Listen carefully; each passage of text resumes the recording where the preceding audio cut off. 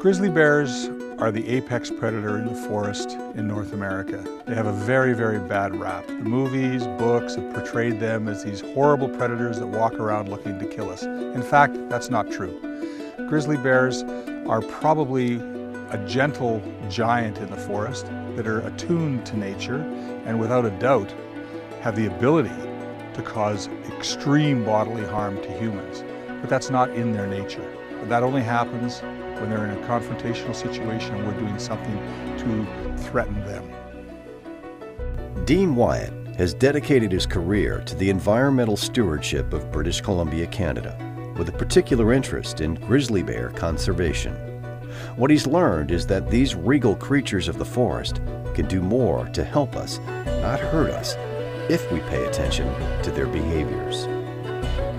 One thing that I've always found fascinating, and all of our clients find fascinating about grizzly bears, is the motherly instinct that's shown by the moms with their cubs and the family units that are retained for the first 3 years of their life.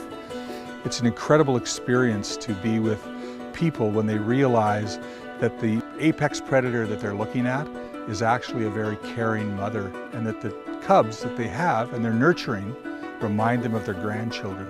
It's a pretty moving experience when your clients are crying, when they see behaviors that remind them of things that have to do with our human children. Grizzly bears are an actual indicator of the health of the ecosystem. If grizzly bears are gone, the apex predator in the ecosystem is gone, which means that a lot of the lower levels of the ecosystem are gone, and that's in fact why we have urban areas now in North America. When you get into the wild, you want to have those apex predators there because they're what regulate all the species below them to keep everything in balance and to make sure that everything in the forest is working correctly.